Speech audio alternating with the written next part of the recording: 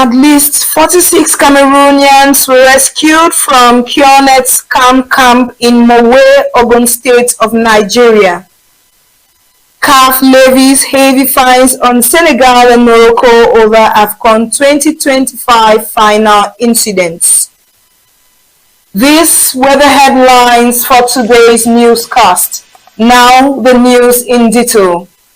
Good evening, ladies and gentlemen, and it's time for the prime time newscast on Abakwa Television. Thank you for tuning in. For presentation, I am Schneider William. We start off today with a notice dated 23rd January 2026, where the Director of the College of Technology, Professor T. Evaristus Angwafo, said any payment requested outside the university's fee schedule is illegal, regardless of who makes the demand. Students have been urged to ignore and resist all unauthorized financial requests.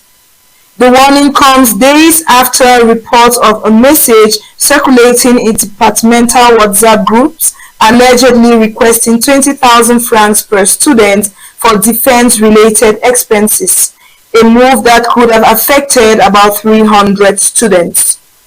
Although the university did not directly reference the message, many see the directive as a response to the public outcry. Students have welcomed the move, renewing calls for transparency and an end to unofficial levies in state universities. The Edea 1st Territorial Gendarmerie Brigade has arrested 3 suspects this January 29, 2026 morning, linked to a violent armed robbery in the Bayonne neighborhood of Edea. The attack occurred on the night of December 19th when a 4-man gang stormed a home, held occupants at gunpoint with a locally made firearm, and made away with 2.3 million francs CFA and 3 mobile phones. Investigators tracked the stolen phones, leading to the arrest of Isende Abraham, Kapna Emmanuel, and Magla Roger in Edea, Douala, and Boumniebe respectively. The weapon used in the robbery was also recovered. A 4th suspect, identified as Cedric, remains on the run.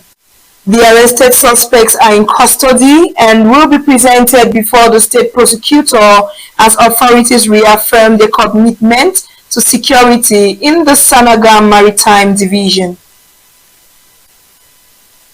Towards making headlines in the news today, at least 46 Cameroonians who have been living in inhumane conditions in a suspected QNET camp in Mowe, Ogun State, Nigeria, were rescued late on January 24, 2026, following a coordinated operation involving Nigerian police force and Cameroonian activist Pastor Tanyu Mike and his team in Nigeria. Updates on the story in the report. The victims, drawn from different parts of Cameroon, were reportedly lured into Nigeria with promises of paid jobs and better living conditions. Upon arrival, they were allegedly confined to a camp where they were forced to recruit others into the same network. Sources say that those who failed or refused to lure new victims were often denied food and subjected to harsh treatments. Several victims have died in similar camps due to starvation, illness, and abuse. Many only realized the true nature of their situation after arriving at the camp, when their movement was restricted and communication with families cut off. The latest rescue is part of a sustained collaboration between Pastor Tanyu Mike's network and Nigerian security forces, an effort that has reportedly led to the liberation of hundreds of Cameroonians trapped in similar scam-linked camps across Nigeria over the past 2 years. I want you to be millionaire, and if it is stable, you can please. You understand, my dear? So we are here to save you people. Your people are going back to Cameroon. Bring your phone. We'll keep it for security reasons. We'll give it back to you when you are going. The rescued Cameroonians are currently in the custody of the Nigerian police force, pending administrative procedures for their repatriation to Cameroon. Authorities and activists continue to warn the public to be vigilant, especially in cases where relatives travel abroad, particularly to Nigeria, South Africa, or Ghana, after being promised lucrative job opportunities. Many victims, they caution, may still be held in undisclosed camps in different parts of Nigeria. Congratulations to the team. Over to foreign news, the South African government plans to announce measures by the end of February 2026 aimed at enhancing domestic vehicle production. This initiative includes reviewing luxury taxes on imported vehicles and adjusting import tariffs in response to challenges such as the global shift to electric vehicles, stricter emission standards, and competitive low-cost imports. Menyan Sibel has the details. Kololi Mlota, Chief Director of Automotives at the Department of Trade, Industry and Competition, revealed that a comprehensive automotive policy review is underway, focusing on increasing localization. He highlighted industry proposals that will inform the upcoming recommendations. Deputy Minister Zuku Gudlimpi indicated that the government is considering tax reforms that would encourage local production, including changes to the ad valorem tax and potential tariff increases on imports.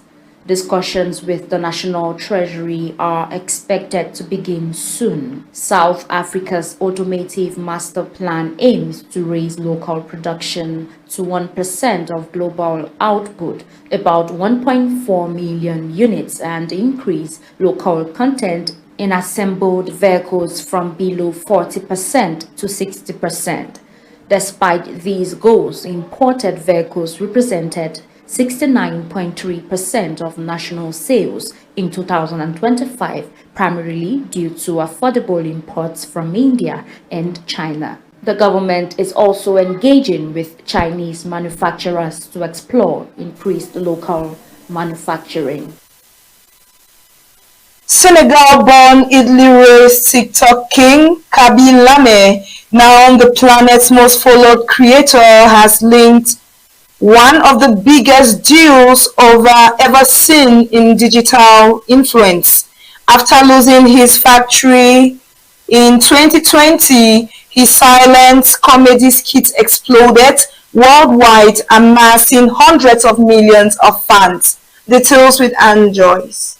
A Senegal-born content creator, Kaby Lame, the world's most followed TikToker, has signed one of the largest deals in the history of creator economy, valued at most $1 billion, about 600 billion CFA francs.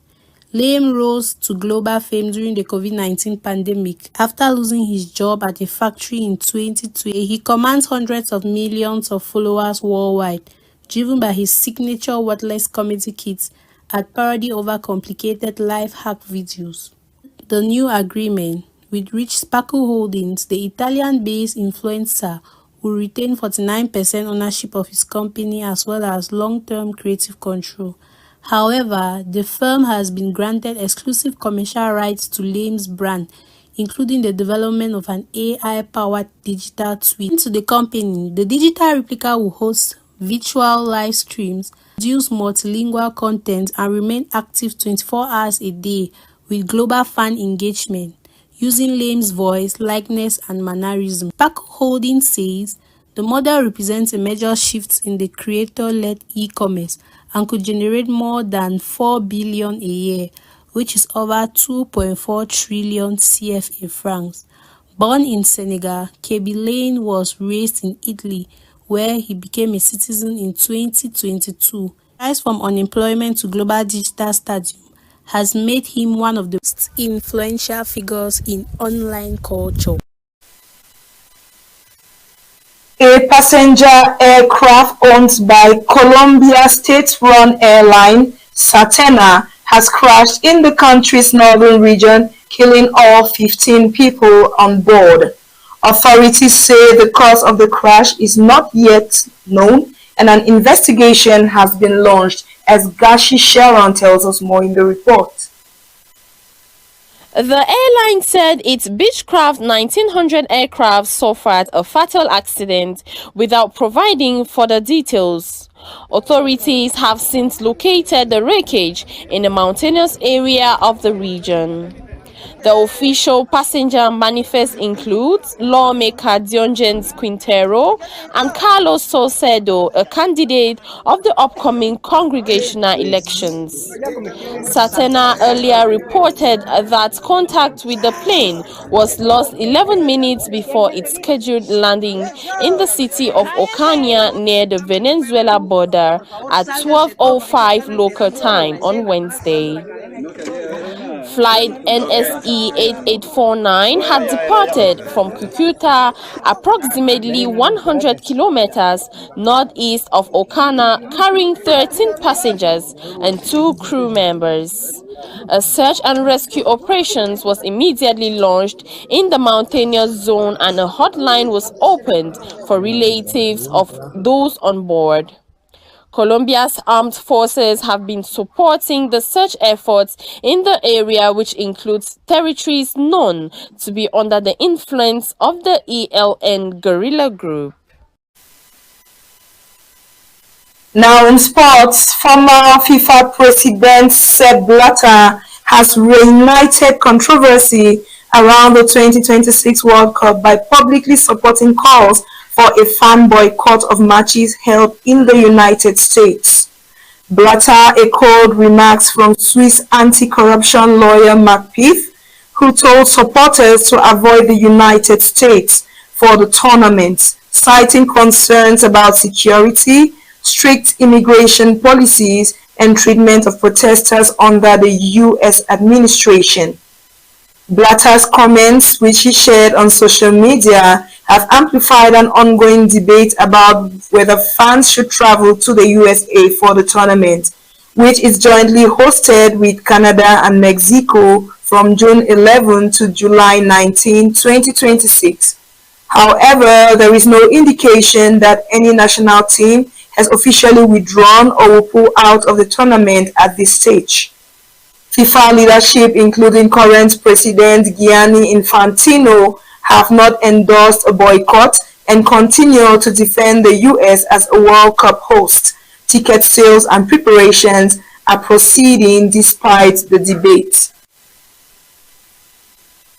The Confederation of African Football (CAF) has handed down heavy fines and suspensions to the football federations of Senegal and Morocco, as well as several players and officials following misconduct that overshadowed the AFCON 2025 final in Rabat. Sonka William tells us more in the report.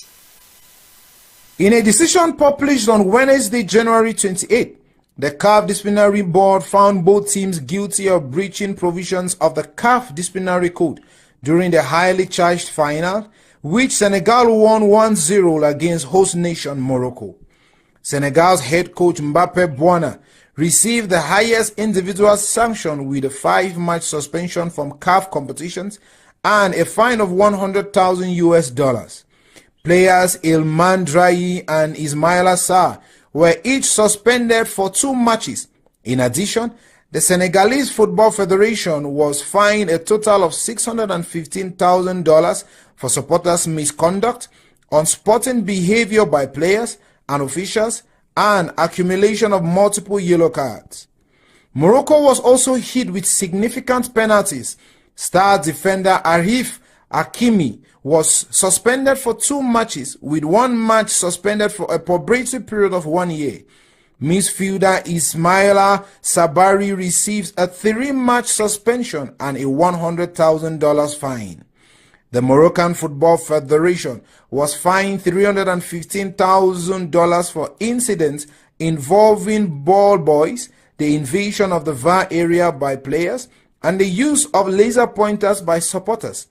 CAF also confirmed that it had rejected a protest lodged by Morocco, which accused Senegal of violating tournament regulations during the final. The sanction brings a controversial close to the AFCON 2025 tournament, as CAF reiterated its zero-tolerance stance on indiscipline and misconduct, especially during high-profile matches. And it's with this report that we round up today's edition of the Primetime Newscast on Abakwa Television. This news was brought together by Ngashi Sharon, accompanied by the entire English News Desk staff of Abakwa Television. The news was produced by Akongni Brandon under the supervision of the station's manager, King Wills. In the anchor, I am Schneider William. Thank you for staying tuned, and please stay in the company of Abakwa Television for more programs and entertainment. Have a good evening.